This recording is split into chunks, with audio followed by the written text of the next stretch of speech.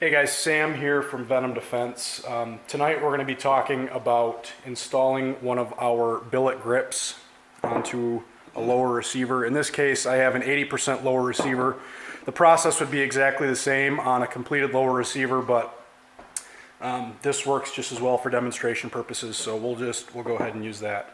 The first thing that I want to talk about is a lot of times with grips you'll get this little lock washer, and that basically just keeps the screw from backing back out as you're shooting and using your rifle.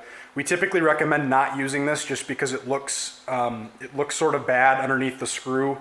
When the grip is assembled, it kind of sticks out from behind the screw head and just doesn't look great. So what we recommend instead is putting a little bit of Loctite on your screw.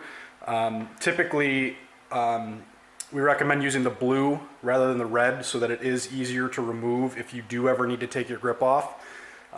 If you're confident that you don't need to take your grip off, then you can use red, which is a little bit stronger and harder to remove and is better at resisting vibration. So you can use either one. It's really a matter of preference, but we do recommend doing that instead of using the lock washer.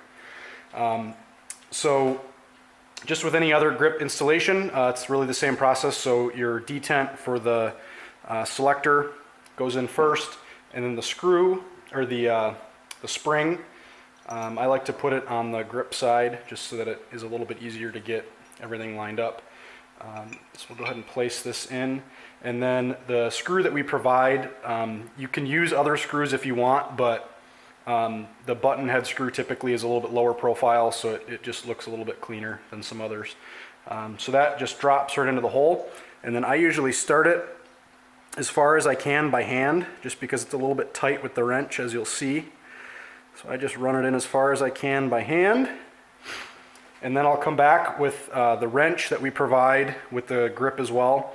You'll want to be careful when using the wrench because you'll notice that it gets really close in this area and this area, and you can actually scratch or damage your grip if you're not careful. So you basically just take the ball end of the wrench and just very carefully drive the screw all the way down. Get it as tight as you can with the ball end, and then you'll notice that it actually doesn't fit with the other end of the wrench. So you can't really get it super tight, which is why we really highly recommend using Loctite. But just get it as tight as you can, and the Loctite should be able to do its job from there. So it's as simple as that. Obviously, removal is just the reverse of that. The key thing is really just to be very careful with the wrench that you don't strip out the screw head or scratch the finish on the grip. If you have any questions, feel free to reach out to us on our webpage. We're always more than happy to help with any questions.